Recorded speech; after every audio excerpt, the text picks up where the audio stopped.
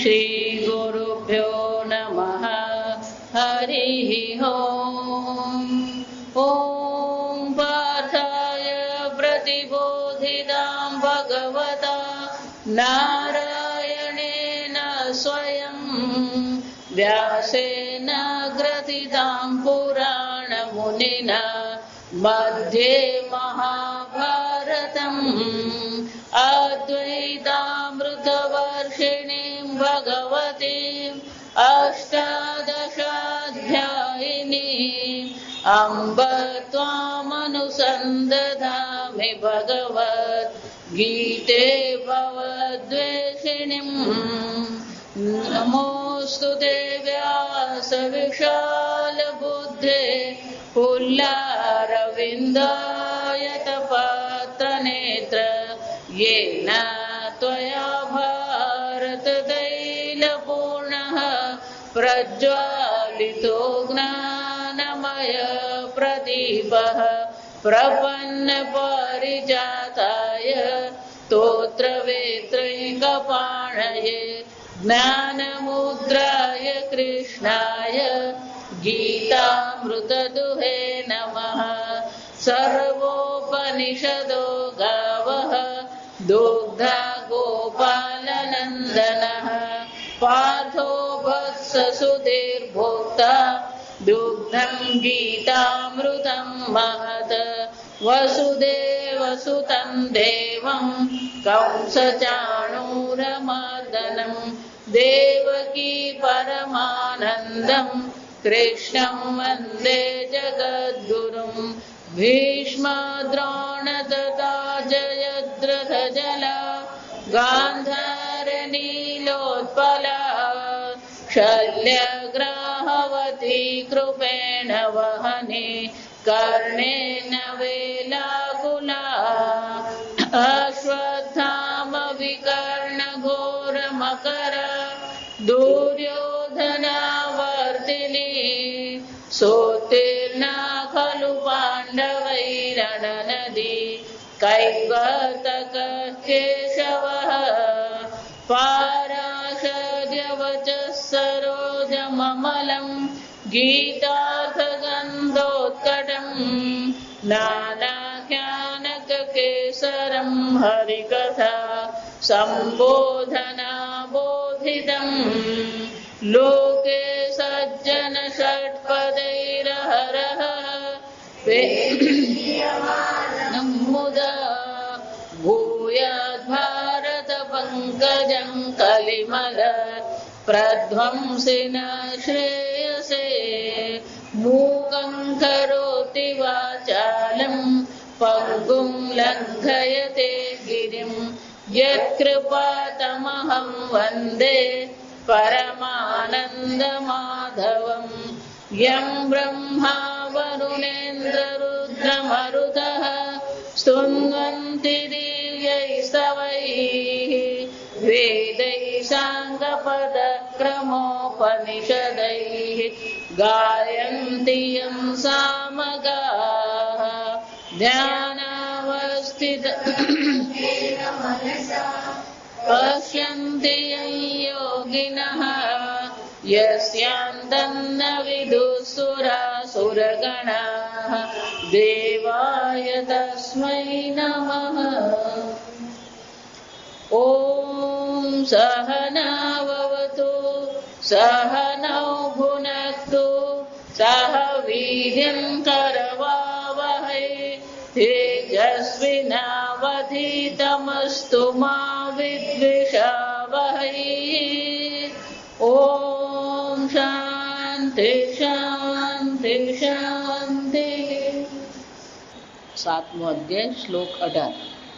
उदारः सर्व एवैते ज्ञानी त्वात्मैव मे मतम्। आस्थितः स हि युक्तात्मा मामेवानुत्तमां गतिम्। बहूनां जन्मनामन्ते જ્ઞાનવાન મામ પ્રપદ્યતે વાસુદેવ સર્વમિતિ સમહાત્મા સુદુર્લભઃ.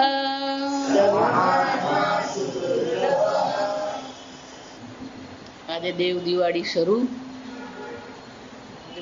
દેવ ઉઠી એકાદશી, બધાને નૂતન વર્ષાભિનંદન.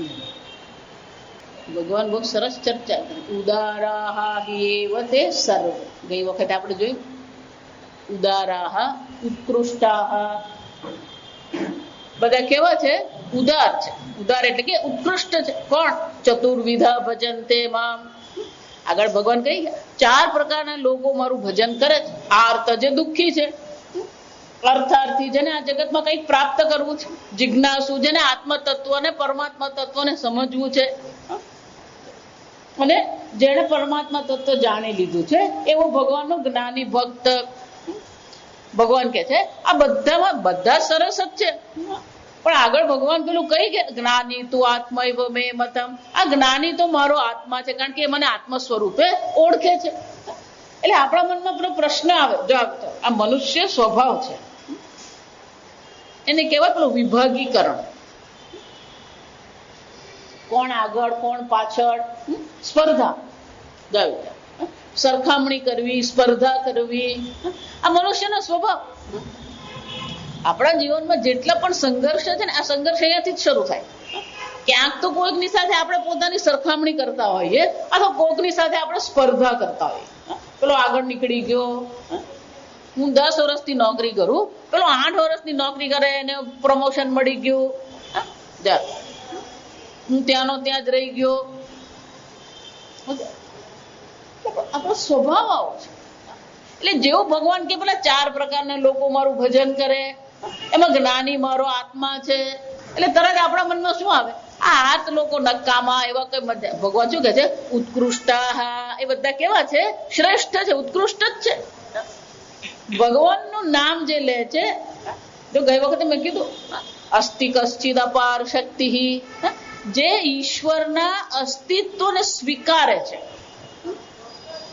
ઈશ્વરના અસ્તિત્વને સ્વીકારવું જ અઘરું છે. આપણે ભારત દેશમાં જન્મ્યા અને ભારત દેશમાં જ આપણે મોટા થયા ને, એટલે આપણને ઈશ્વરના અસ્તિત્વ બાબતે કઈ બહુ મોટી વસ્તુ લાગતી નથી આપણને. જો વિચારી જોતો, તમે પરદેશ જાઓ અને ત્યાં તમે રહો અને ભગવાનની વાત કરો એટલે કોણ ભગવાન એમ જ પૂછે તમને. આપણે એવી સંસ્કૃતિ, પૂજ્ય સ્વામીજી એટલા માટે હંમેશા કહેતા હતા કે આ ભારત એ પુણ્ય ભૂમિ છે. અહીંયા આપણો જન્મ થયો શું છે? કોઈ જન્મ જન્માંતરના આપણા કઈક એવા સંસ્કાર, એવા કઈક પુણ્ય કે આપણને ભારત દેશમાં જન્મ મળ્યો, જ્યાં ઈશ્વર છે એવું કોઈને શીખવવું પડતું જ નથી. જો વિચારી જો, દિવાળીમાં આ બધી પૂજા ચાલતી જ, પેલી રમા એકાદશી, પછી વાઘ બારસ, એટલે પેલો વાઘ નથી હાથમાં, તો ગ નથી, પેલો ક છે, ક, વાક બારસ છે. વાક એટલે વાણી, સરસ્વતી, શારદા. પેલા સરસ્વતીની પૂજા છે, પછી પેલી ધનતેરસ છે, લક્ષ્મીની પૂજા છે. કેમ? સરસ્વતી વગર આ લક્ષ્મી કેવી થઈ જાય? નકામી થઈ. આ જેટલા મોટા છે ને બધા 50, 60, 70 વર્ષ, એ બાપડાને આવો પેલો મોબાઈલ આપીએ ને, એટલે પેલો 15,000 નો 25,000 નો મોબાઈલ તો ધનથી ખરીદી લીધો. પેલી સરસ્વતીની કૃપા જોઈએ તો આ મોબાઈલ વપરાય જશે. મોબાઈલ વાપરવા કોની જરૂર પડે? સરસ્વતીની જરૂર પડે. પુસ્તક તો તમે ખરીદી લો, પણ પુસ્તક વાંચવા માટે, સમજવા માટે શું કરવું પડે? સરસ્વતીની જરૂર પડે. એટલે પહેલી પૂજા આપણે કોની કરીએ? માતા સરસ્વતીની પૂજા કરીએ. પછી પેલા ધનતેરસ લક્ષ્મી માતાની પૂજા, કાળી ચૌદસ દુર્ગા. જો સમજો, સરસ્વતી, લક્ષ્મી અને દુર્ગા. નવરાત્રીમાં એ જ છે. પહેલા 3 દિવસ દુર્ગા માતા છે, પછી 3 દિવસ લક્ષ્મી માતા છે, અને પછી 3 દિવસ કોણ છે? સરસ્વતી માતા. શક્તિનું પૂજન છે. આ બધું વાતાવરણમાં હોય ને, એટલે બાળકો પણ શું કરવાના? શીખી જ જવાના. એને માટે પેલા વિશેષ કોઈ ક્લાસ ચલાવવા નહીં પડે. ગણેશ ચતુર્થી આવી એટલે શું થવાનું? 10 દિવસ પછી શું કરવાનું? અહીં વલસાડ તો મને ખબર નથી, પણ સુરત જાઓ, બારડોલી જાઓ, ત્યાં તો નિયમ જ છે વર્ષોથી. અમે નાના હતા ત્યારથી આ નિયમ કે જમી કરીને પરવારે એટલે બધા સુરતના લોકો રસ્તા પર. કેમ? આજે સગ્રામપરા એરિયામાં ગણપતિ જોવા જઈશું, આજે રાંદેરના એરિયામાં ગણપતિ દર્શન કરવા, એટલે બધા શું કરતા હોય? જેટલા ગણપતિ સ્થાપન કર્યા હોય ને બધા બાળકોને લઈને નીકળે અને બધા બાળકોને શું કરાવે? અને બધા જાત જાતના ગણપતિ હોય અને જાત જાતના પેલા એ લોકો થીમ બનાવેલી હોય. એકવાર બારડોલી એવી રીતે ગયા હતા, પેલા છોકરીઓ નાની, આ બધી છોકરીને જાન્યુઆરીમાં લગ્ન છે, જો વિચાર. એમ લોકો ગયા તો ત્યાં એવા પેલા ગણપતિ બનાવેલા, એટલે આપણે એમ કહીએ ને હરિઓમ, એટલે પેલું સામે હરિઓમ એવું કે જાય. એટલે છોકરાઓને મજા પડે કે જો ગણપતિ દાદા મને હરિઓમ કીધું. બાળપણથી જ આપણે બધાને શું કરતા હોઈએ? પરદેશમાં જાઓ અને ત્યાં તમે પરદેશ પેલા વિમાનમાં બેઠા પછી પેલા બાજુવાળાને તમે માળા કરતા દેખાવ તો પેલા નવાઈ લાગે કે આ શું કરે. એટલે ભગવાન કે છે ઉદારાહા હિ એવ તે સર્વે, ઈશ્વરના અસ્તિત્વને સ્વીકારવું એ જ ઉત્કૃષ્ટતા છે. કેમ? પણ જ્ઞાની તું આત્મા મે મતમ, પણ અર્જુન આ જ્ઞાની મારો આત્મા છે. કેમ? આસ્થિત સહી યુક્તાત્મા, એ જ્ઞાની કેવો છે? યુક્તાત્મા. એનું જીવન, એનું મન, એનું અંતઃકરણ કેવું છે? યુક્ત, સમાહિત છે ઈશ્વરમાં. જ એની બુદ્ધિ કેવી થઈ છે? સમાહિત થઈ ગયેલી છે. અને એટલા માટે કોણ છે? શ્રેષ્ઠ છે. કેમ? અખિલ બ્રહ્માંડમાં એક તું શ્રી, અને ઈશ્વર સિવાય બધું કઈ દેખાતું જ નથી. પવન તું, પાણી તું, ભૂમિ તું, ભૂધરા, સમજ? સર્વત્ર ઈશ્વરના દર્શન કરી રહ્યો છે અને એ ઈશ્વર મારો આત્મા છે એ પ્રકારે જાણે છે. અને એટલા માટે કોણ છે? આ બધા શ્રેષ્ઠમાં પણ એ શ્રેષ્ઠતમ છે. એટલું જ નહીં, ભગવાન હવે બહુ સરસ કહે કે આ જ્ઞાની બનવું અઘરું જ છે. બહુનામ જન્મનામ અંતે, અને મેં કીધું જન્મ જન્માંતરના કઈક સંસ્કાર, કઈક પુણ્ય હશે તો પછી આ શક્ય બને. હું એટલે તમને કહું વારંવાર કે કુંભ મેળામાં જવાનું. કેમ? ત્યાં તમે જુઓ ને તો શ્રદ્ધા વસ્તુ જે છે ને સમજવી ને તો કુંભ મેળામાં તમને ખબર પડે. લોકોની જે શ્રદ્ધા જે છે ને, જેની પાસે પહેરવાના સરખા કપડા નથી, જેની પાસે બેગ નથી, એ પોટલામાં જે કપડા લઈ ફરતો, પણ એ કુંભ મેળામાં જાય, જો વિચાર. અને એ પેલું શાહી સ્નાન કરવા જાય. શ્રદ્ધાની પરાકાષ્ઠા, અંધશ્રદ્ધા નહીં. જો સમજો, શ્રદ્ધા છે. અમાસને દિવસે અમે સ્નાન કર્યું, પુણ્ય.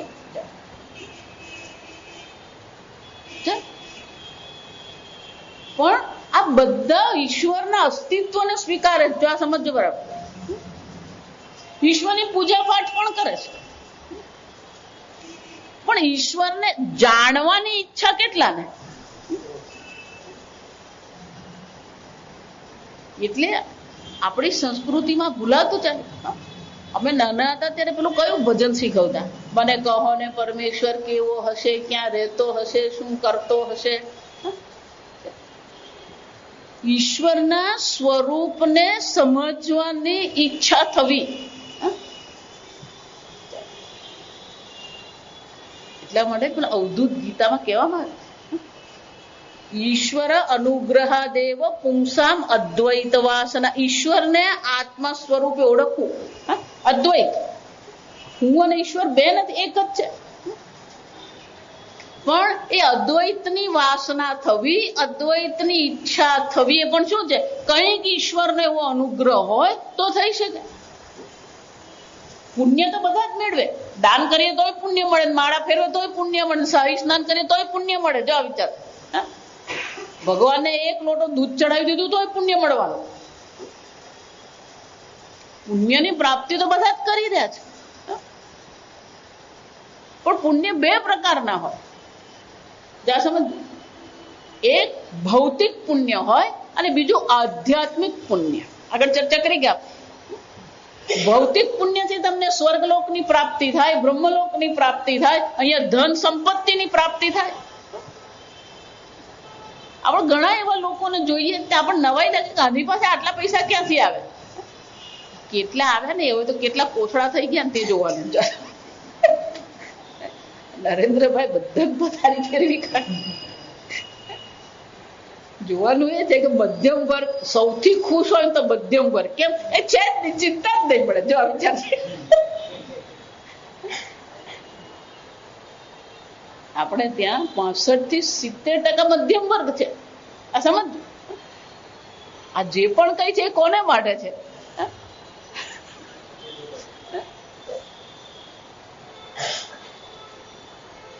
એવો બોમ્બ ફોડ્યો ને કે બધા છક્કા જ ખાઈ ગયા. આપણે ગુજરાતીમાં કોઈને ભનક જ નહીં આવવા દીધી. ચાલ કોઈને ખ્યાલ જ નહીં.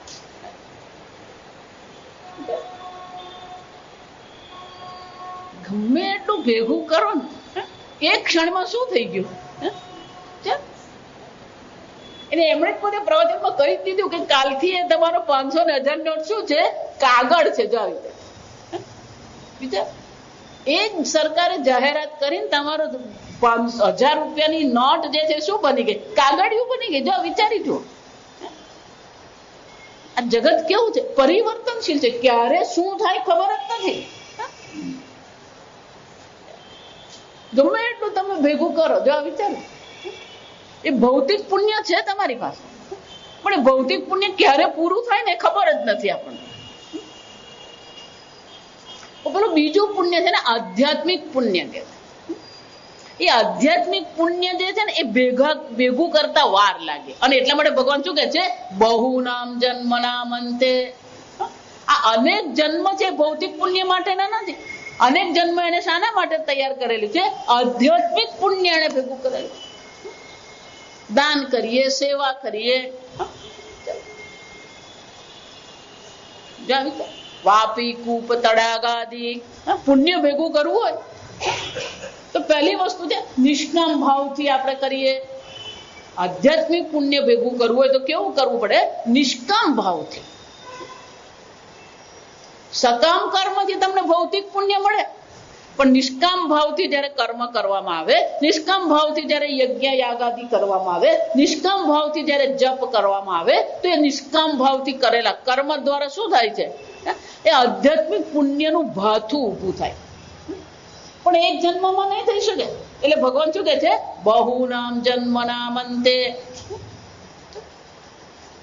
અનેક જન્મના, એ કેટલાય જન્મમાં થોડું થોડું થોડું આધ્યાત્મિક પુણ્ય આપણે ભેગું કરતા રહીએ. આજ અધ્યાયને સમજો. પેલો 3જો શ્લોક જ ભગવાન કહી જ ગયા છે આપણે. મનુષ્યાણામ સહસ્રેષુ કશ્ચિદ યતતિ સિદ્ધયે યતતામપી સિદ્ધાનામ કશ્ચિન મામ વેત્તિ તત્વતઃ. અર્જુન, આ આધ્યાત્મિક માર્ગ પર ચાલનારા કેટલા? હજારોમાં કોઈકને આધ્યાત્મિક માર્ગ પર રુચિ થાય. ધાર્મિક બધા જ છે, પણ આધ્યાત્મિક કેટલા? સ્તોત્ર બધા મોડે થઈ ગયા, ગીતા મોડી થઈ ગઈ. એટલે પેલા બેન બનાવી માતાજી મને તો આખી ગીતા કંઠસ્થ. ધાર્મિક આખી ગીતા બુદ્ધિસ્થ થાય ને તો આધ્યાત્મિક.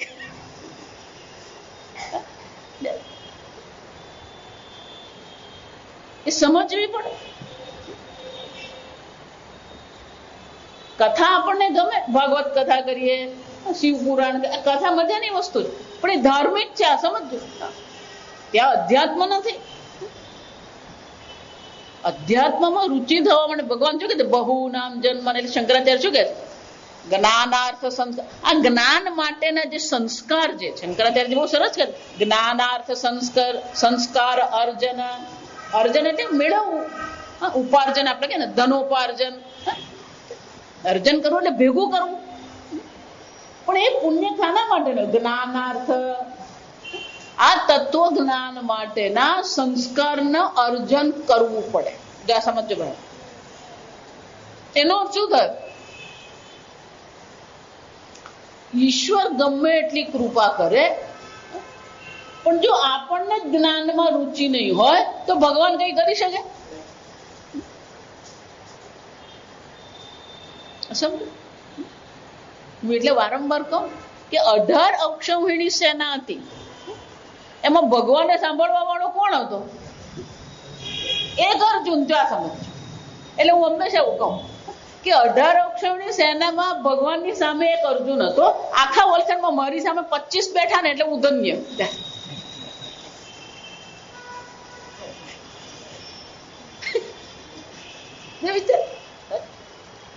ભગવાને સાંભળવાનો એક જ હતો, અર્જુન.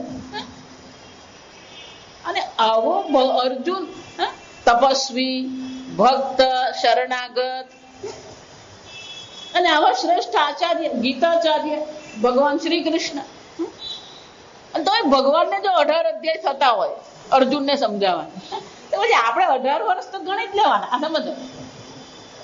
આ મારું આ 22મું વર્ષ ચાલે. આ સમજો. 94 થી શરૂ કરેલું, આ બીજી વારની ગીતા ચાલે. કેમ? જ્ઞાન, અર્થ, સંસ્કાર, આ તત્વ જ્ઞાનમાં રુચિ થવી. શંકરાચાર્યજી એટલે જ કહી ગયા દુર્લભમ ત્રયમેવ તત. આ 3 વસ્તુ દુર્લભ છે. મનુષ્યત્વમ, આ મનુષ્ય જન્મ મળવો દુર્લભ છે.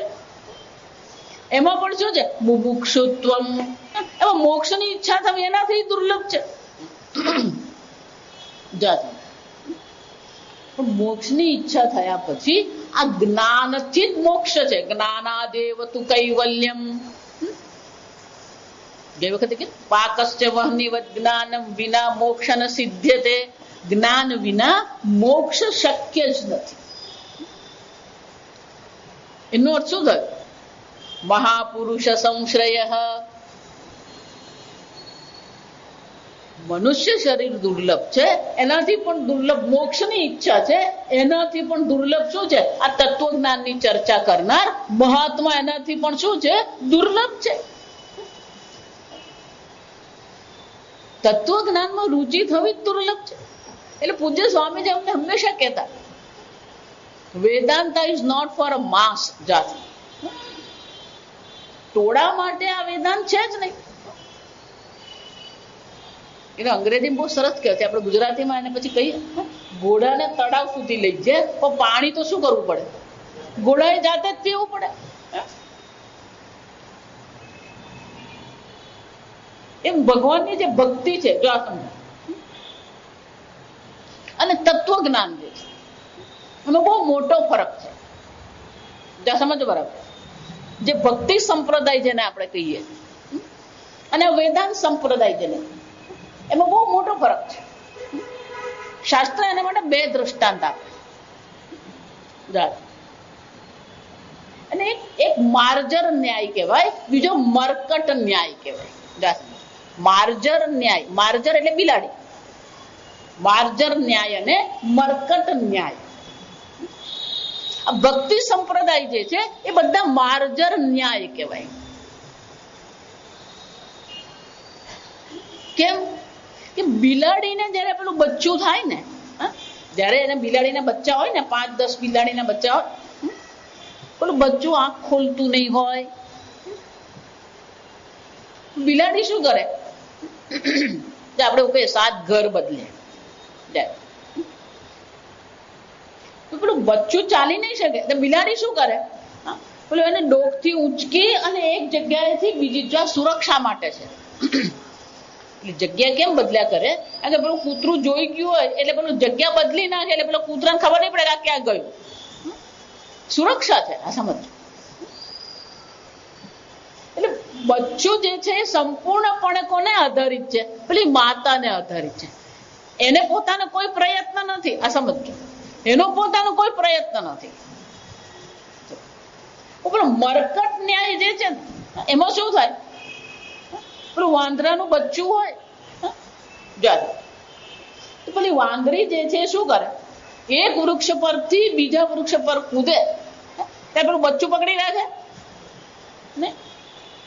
બચ્ચું, વાનરનું બચ્ચું છે એ માને પકડી રાખે. વાનરી જે છે એટલે વાંદરી જે છે એ બચ્ચાને પકડે નહીં. બધી જવાબદારી કોની છે? બચ્ચાની જ છે. જંગલમાં રખડવા જવાનું જરાક તો ખબર પડે. આ એપાર્ટમેન્ટમાં રહે ને એટલે પછી બધા એપાર્ટમેન્ટ જેવી જ બુદ્ધિ થઈ જાય. આ સમજો. આ એપાર્ટમેન્ટ બુદ્ધિ કોને કહે ખબર? સામેની બાલ્કની સિવાય બીજું એને દેખાય જ નહીં. એટલે પછી બુદ્ધિ કેવી થઈ જાય? અલ્પ બુદ્ધિ. જો આવી રીતે દ્રષ્ટિ જ અલ્પ હોય તો પછી બુદ્ધિ પણ શું થવાની હતી? અલ્પ. એને સૂર્યોદય નહીં દેખાય. કેમ? કારણ કે પૂર્વમાં એપાર્ટમેન્ટ, સૂર્યાસ્ત દેખાય ને કેમ? કારણ કે પશ્ચિમમાં એપાર્ટમેન્ટ જાત. ધ્રુવનો તારો નહીં દેખાય. કેમ? કારણ કે ઉત્તરમાં એપાર્ટમેન્ટ. મરકટ ન્યાય એટલે બધી જવાબદારી કોની છે? એટલે બચ્ચાની છે. વેદાંત એ મરકટ ન્યાય છે. ગુરુજી તો ગમે એટલું પ્રવચન કરે, ગુરુજી ગમે એટલું શાસ્ત્ર અધ્યયન કરાવે, પણ મહેનત કોને કરવાની? એટલે ભગવાન અહીંયા કહે છે બહુ નામ જન્મ નામ અંતે. ભક્તિ સંપ્રદાયમાં તો ભગવાનને શરણે ગયા તો ભગવાન પર છોડી દીધું. જા જે કરે જગત ગુરુ જગદીશ અને તે તણો ખરખરો ફોક કરો.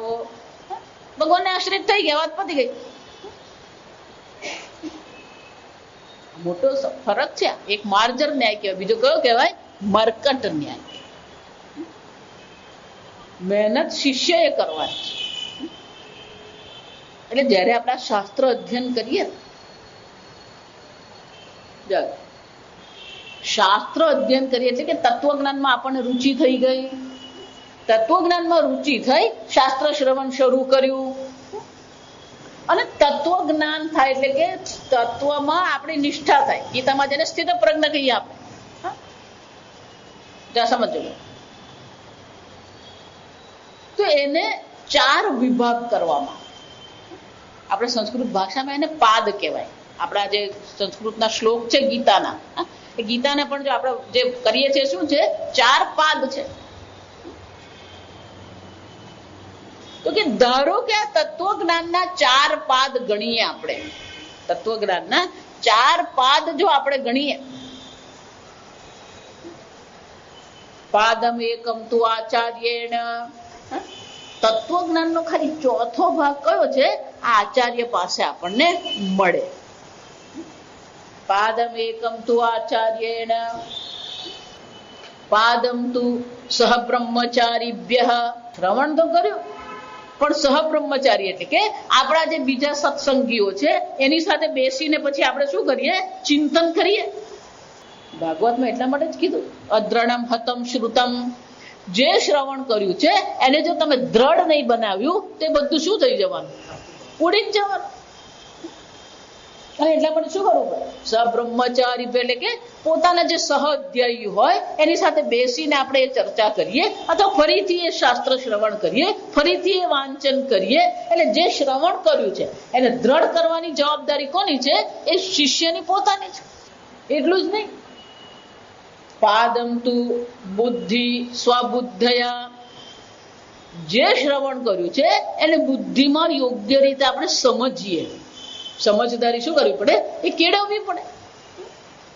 આમ ગુરુ પાસે શ્રવણ કર્યું, સહઅધ્યાયીઓ સાથે બેસીને આપણે પાછું મનન કર્યું અને પછી પોતાની બુદ્ધિથી એને શું કરવું પડે? એને દ્રઢ બનાવવું પડે.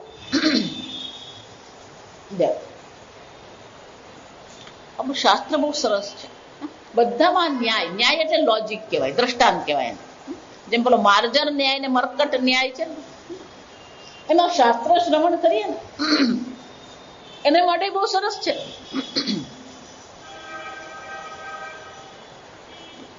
સ્થાણુ ન્યાય કહેવામાં આવે છે. હવે તો એ બધું ગયું. પેલા ગામડામાં પેલો મંડપ બનાવે ને,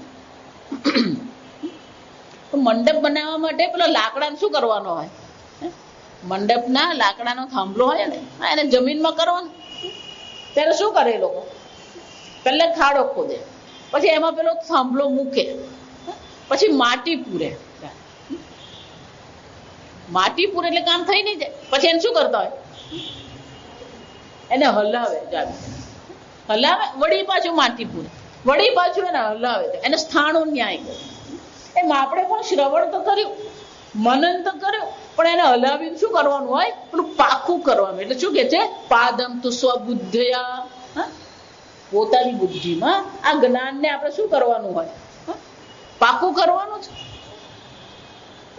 જો એટલે જ તમે જો ને ગીતામાં પણ ભગવાન વારંવાર કે શૃણુ શૃણુ, જો અહીંયા પણ કીધું તચ્છૃણુ, કે અર્જુનને મનમાં થતું ભગવાન 6 અધ્યાય સુધી તો સાંભળ્યું, 7મા અધ્યાય પાછું શૃણુ શું કામ કહો છો? શૃણુ એટલે તું ધ્યાન આપીને સાંભળ. કેમ? પેલો વિષય બદલાઈ ગયો. અત્યાર સુધી આત્મ તત્વની ચર્ચા હું કરતો હતો, હવે શું છે, આ ઈશ્વર તત્વની ચર્ચા છે. ત્રીજો પાદ કયો છે? સ્વબુદ્ધયા, પોતાની બુદ્ધિથી આપણે સમજીએ. ચોથો પાદ જે છે ને એ જ અઘરો છે આ સમજ. પાદમ તુ કાલેન, કાલેન જો અહીંયા આવી, અહીંયા પણ ભગવાન કહી ગયા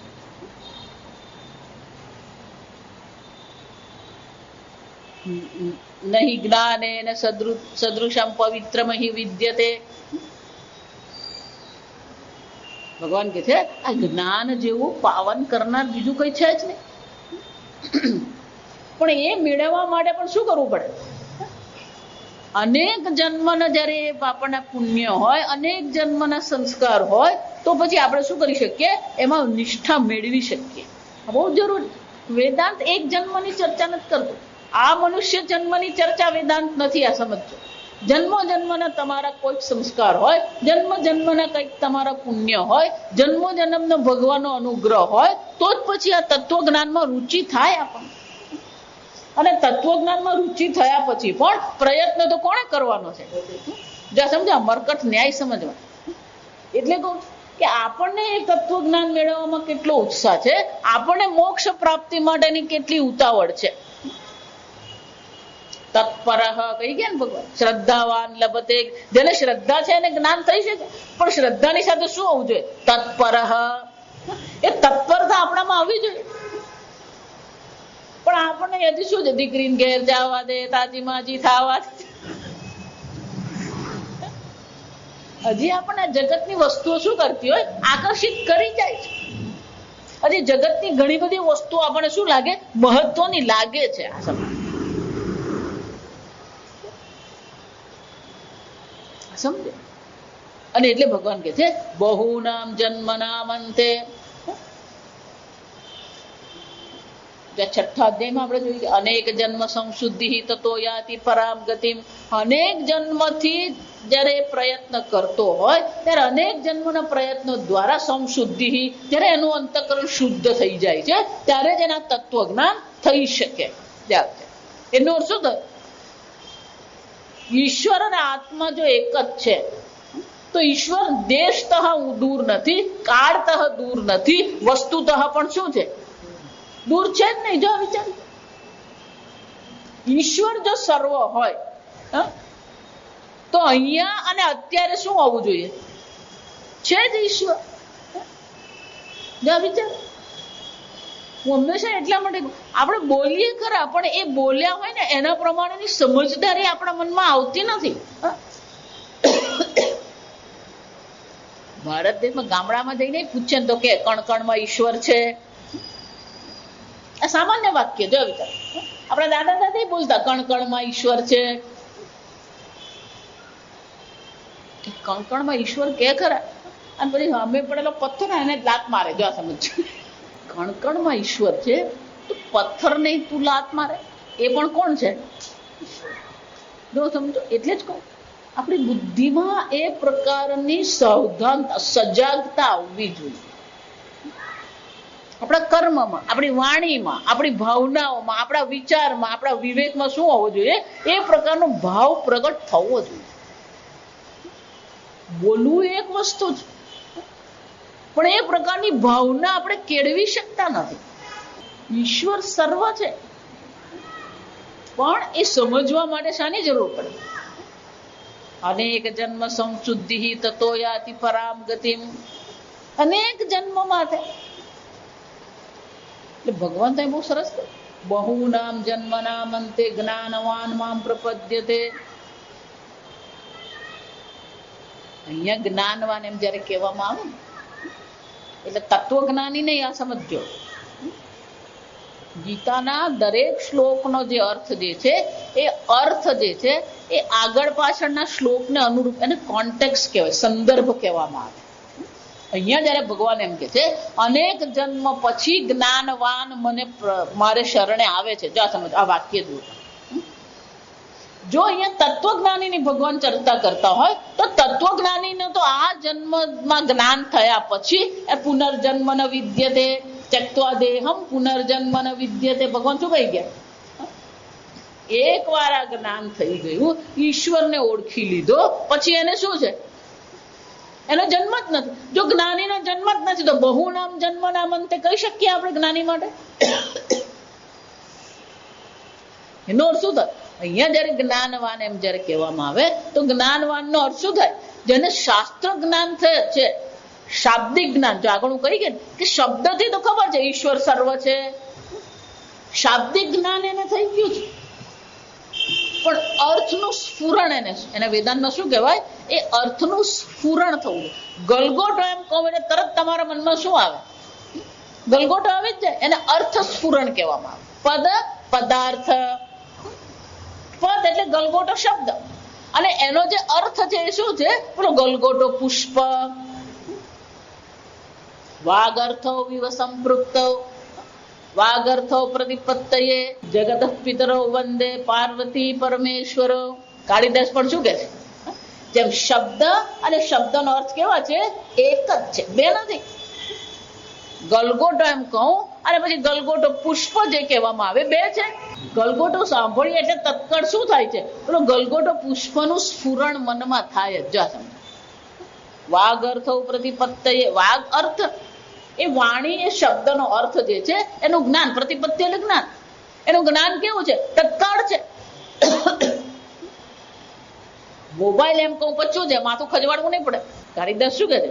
જગત પિતરો વંદે પાર્વતી પરમેશ્વરો. આ પાર્વતી અને પરમેશ્વર બે નથી, તેમ શબ્દ અને શબ્દાર્થ બે નથી, એક જ છે. એમ પાર્વતી અને પરમેશ્વર પણ શું છે? એક જ છે. પણ જેમ આ જગતના શબ્દો સાંભળીએ છે અને એના અર્થનું સ્ફુરણ આપણા મનમાં થાય છે, એમ આ તત્વજ્ઞાનના શબ્દો જ્યારે આપણે સાંભળીએ તો એ અર્થનું સ્ફુરણ છે ખરું? બ્રહ્મ શબ્દ આપણે સાંભળીએ, પંચકોશ, આ બધા શબ્દો આપણને ખબર છે. ઈશ્વર, નિત્ય, અનંત, પણ એનું સ્ફુરણ છે અનંતમ બ્રહ્મ. આ સ્ફુરણ થતા જ વાર લાગે. આ સમજ, જે વાર લાગે છે કઈ છે? શબ્દના અર્થનું સ્ફુરણ થવું. અને એટલે ભગવાન શું કે છે? બહુનામ જન્મનામ અંતે જ્ઞાનવાન પ્રપદ્ય. અનેક જન્મનું શાસ્ત્ર શ્રવણ કર્યું હોય, અનેક જન્મનું આ ચિંતન કર્યું હોય, ત્યારે એ જ્ઞાનીને શું થતું હોય? જ્ઞાનવાન મામ પ્રપદ્યંતે. એ પ્રપદ્યંતે એટલે શરણે આવે છે. પ્રપદ્યંતર સીધો શું થાય? પ્રતિપત્તિ એટલે શરણે જવું. એટલે અહીંયા ભગવાનને શરણે જવાનો પ્રશ્ન નથી એને માટે. જો સમજો, કારણ કે એ ભગવાનને સમજવાનો પ્રયત્ન કરી જ રહ્યો છે. એ જિજ્ઞાસુ ભક્ત છે જ, જે તત્વજ્ઞાન માટે પ્રયત્ન કરી રહ્યો છે એને શું કહેવામાં આવે? એ જિજ્ઞાસુ ભક્ત છે. એટલે શંકરાચાર્યજી કહે છે વાસુદેવમ પ્રત્યેગાત્માનમ પ્રત્યક્ષતઃ. જેમ તમારા માટે ગલગોટો, આ પુસ્તક, આ મોબાઈલ, આ લાઈટ, આ પંખો એ પ્રત્યક્ષ છે. પ્રત્યક્ષનો અર્થ થાય કે તમારે કોઈ પ્રયત્ન કરવો પડતો નથી. વિના પ્રયત્ન તમને શું થાય? આંખ ખોલી જોયું એટલે શું થવાનું? જ્ઞાન થઈ ગયું. અત્યારે હું બોલું છું, તમારા કાનમાં શબ્દ પડે છે ને તમને અર્થ શું થાય છે? જો આ ભાષા જે છે ને, ભાષા વિજ્ઞાન એને કહેવાનું. આપણે બાળપણથી ગુજરાતી સાંભળતા આવે ને એટલે આપણને એની બહુ વિશેષતા લાગતી નથી. સમજો બરાબર. જો કેમ? કારણ કે એક એક અક્ષર છે, અક્ષરનો શબ્દ બને, શબ્દનો વાક્ય બને, અને વાક્યનો અર્થ. ચાર વસ્તુ છે. ગલગોટો જયારે હું એમ કહું તો ત્યાં શું થવાનું? બોલો, એક એક અક્ષરનો અર્થ તમારે યાદ નથી કરવો પડતો. તમારી બુદ્ધિમાં એ ભાષાના એવા સંસ્કાર છે કે ગલગોટો એ શબ્દ સાંભળ્યો અને તત્કાળ મનમાં શું થઈ ગયું? અર્થ આવી જ જાય. એક એક ગ લ એ વિચારવું નથી પડતું તમારે. વિચારવું પડતું નથી એવું છે. સ્લો મોશન બોલતા નહીં. વિચાર વાક્ય તમે સાંભળો છો અને તમે સમજો છો, આ વિચારી લો. એક એક અક્ષર કે એક એક શબ્દને અલગ કરીને તમારે જોવું પડતું જ નથી. સંપૂર્ણ વાક્યનો અર્થ તમારા મનમાં શું કરે? સ્ફુરણ થઈ જ જાય. અને પ્રત્યક્ષ કહેવાય. વિના પ્રયત્ન તમે શું કરો છો? એ સમજી જાઓ છો, અને પ્રત્યક્ષ કહેવાય. શંકરાચાર્યજી કહે છે આ વાસુદેવ જેને માટે કેવો છે? આ પ્રત્યેગાત્માનમ પ્રત્યક્ષતઃ. ઈશ્વર જેને માટે પ્રત્યક્ષ છે. અહીંયા પ્રત્યક્ષનો અર્થ ઇન્દ્રિયોનો વિષય નહીં કરવાનો. પ્રત્યક્ષનો અર્થ શું છે? ઇન્દ્રિયોનો વિષય નથી. પણ જેટલું આ પુષ્પ તમને સ્પષ્ટ છે એટલું જ સ્પષ્ટ કોણ છે? ઈશ્વર એને માટે. પુષ્પને જોવા માટે, જાણવા માટે, સમજવા માટે તમારે વિશેષ પ્રયત્ન કરવો પડતો નથી. એટલું જ આ ઈશ્વર એના માટે શું છે? સ્પષ્ટ છે. ઈશ્વરને શોધવા જોવો પડતો નથી. એટલે ભગવાન શું છે? પ્રપદ્યંતે એટલે શું થાય? પ્રપદ્યતે એટલે શરણાઈ જાય છે એમ નહીં, પણ એ પ્રત્યક્ષતઃ ઈશ્વરને ઓળખે છે. આપણે ઈશ્વરને શોધતા જ ફરીએ. જો વિચાર, મુझको क्या ढूंढे बंदे, लहर ढूंढे लहर को, कपड़ा ढूंढे सूत, जीव ढूंढे ब्रह्म को, तीनों ऊत के ऊत. ऊत કે ઊત એટલે મૂર્ખનો સરદાર. ઊત એટલે મૂર્ખ. ઊતે કે ઊત એટલે શું થયો? એ મૂર્ખાનો સરદાર.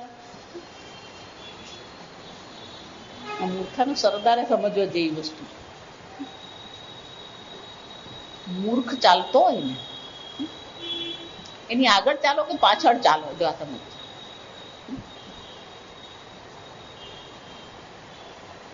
મૂર્ખ ચાલી રહ્યો હોય એની આગળ ચાલો કે પાછળ ચાલો?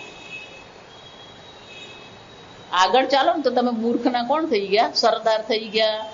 પાછળ ચાલો તો મૂર્ખના અનુયાયી થઈ ગયા. સાથે ચાલો તો મૂર્ખના મિત્ર થઈ ગયા.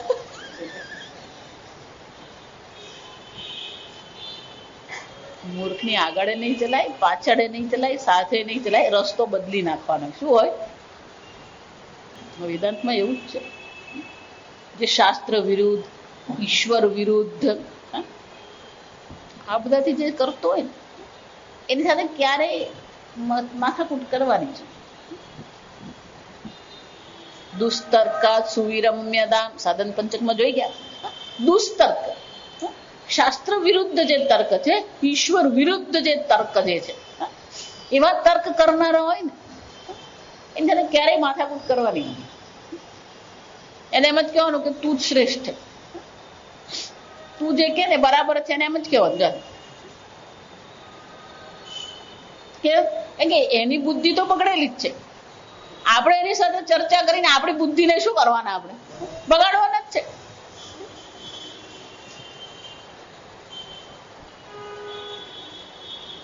અને કબીર શું કહે? તીનો ઊત કે ઊત, લહર ઢૂંઢે લહર કો. પેલો લહર શોધવા નીકળ્યો કોને? પાણીને શોધવા નીકળ્યું. તરંગ કોને શોધવા નીકળ્યું? પાણીને શોધવા નીકળ્યું.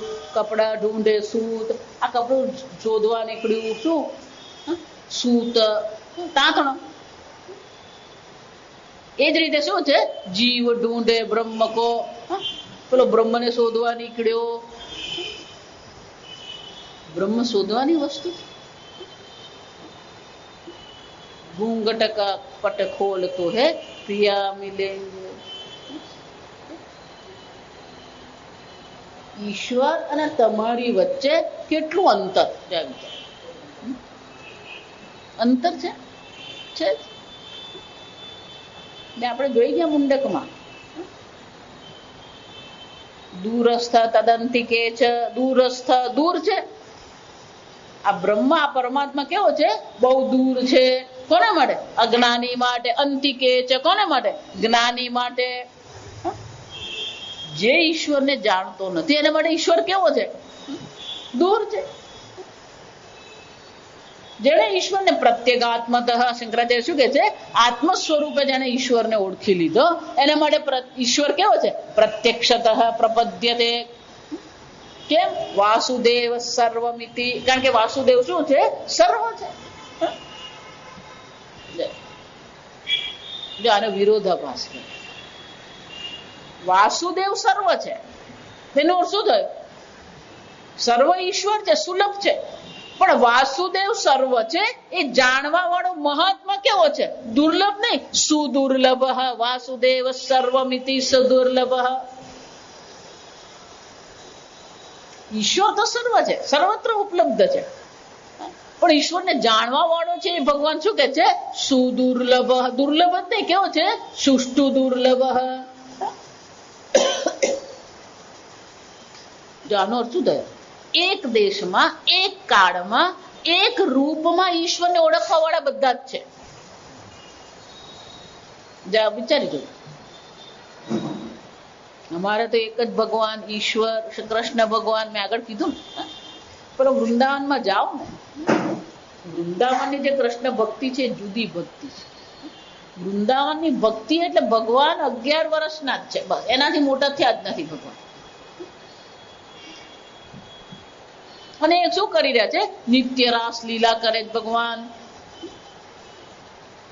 અને એ જો પરિક્રમા કરે વૃંદાવનની, હંમેશા જયારે આપણે પરિક્રમા કરીએ તો આપણો જમણો હાથ ભગવાન તરફ રહે.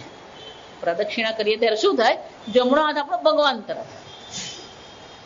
આ બધા જેટલા વૃંદાવનના જે ખરેખર ભક્તો છે એ જયારે પરિક્રમા કરે ને તો જમણી બાજુ ભગવાન દર્શન આપે ને તો એ દર્શન કરવા તૈયાર. પણ ડાબી બાજુ જો ભગવાન દર્શન આપે ને તો નહીં. કેમ? કારણ કે તો વૃંદાવનની બહાર નો થઈ ગયો. કે એનો ભગવાન વૃંદાવન થી બહાર ગયો જ નથી.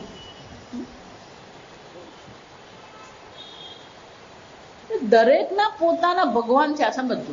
એક દેશ, એક કાળ, 11 વર્ષના જ બસ વૃંદાવનમાં જ. તો બીજો કે નહીં અક્ષરધામમાં, પેલો ત્રીજો કે નહીં શિવધામમાં, પેલો ચોથો કે નહીં કૈલાસધામમાં. જેટલા સંપ્રદાય છે બધા સંપ્રદાય ભગવાનને શું કર્યું છે? એક દેશ, એક કાળ કે એક રૂપ આપેલું છે. અને એ જ રૂપને પકડીને બેઠા બધા.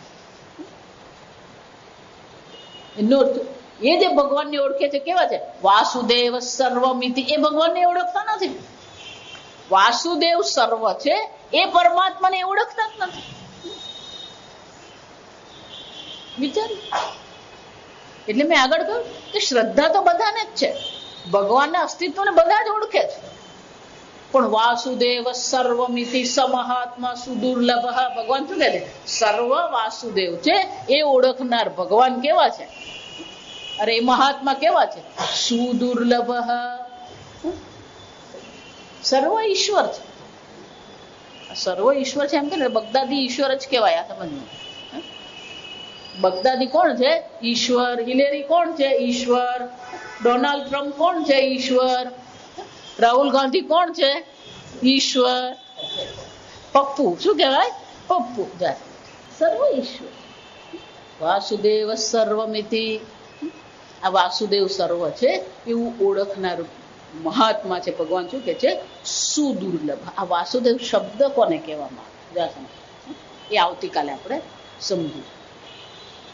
ઓમ સ્વસ્તિ પ્રજાભ્ય પરિપાલયન્તામ ન્યાયેન માર્ગેણ મહિમ મહેશાઃ ગો લોકા સમસ્તા સુખિનો ભવન્તુ કાલે વર્ષતુ પર્જન્યઃ પૃથ્વી સસ્યશાલિની દેશોऽયં ક્ષોભરહિતઃ બ્રાહ્મણા સन्तુ નિર્ભયાઃ ઓમ સર્વેષાં સ્વસ્તિર્ભવતુ સર્વેષાં શાંતિર્ભવતુ सर्वेषां पूर्णं भवतु, सर्वेषां मङ्गलं भवतु, सर्वे भवन्तु सुखिनः, सर्वे सन्तु निरामयाः, सर्वे भद्राणि पश्यन्तु, मा कश्चित् दुःखभाग् भवेत्। असतो मा सद्गमय, तमसो मा ज्योतिर्गमय, मृत्योर्मा अमृतङ्गमय। ॐ पूर्णमदः पूर्णमिदं पूर्णात् पूर्णमुदच्यते, पूर्णस्य पूर्णमादाय पूर्णमेवावशिष्यते। ॐ शान्ति शान्ति शान्तिः। हरिः ॐ श्रीगुरुभ्यो नमः। हरिः ॐ।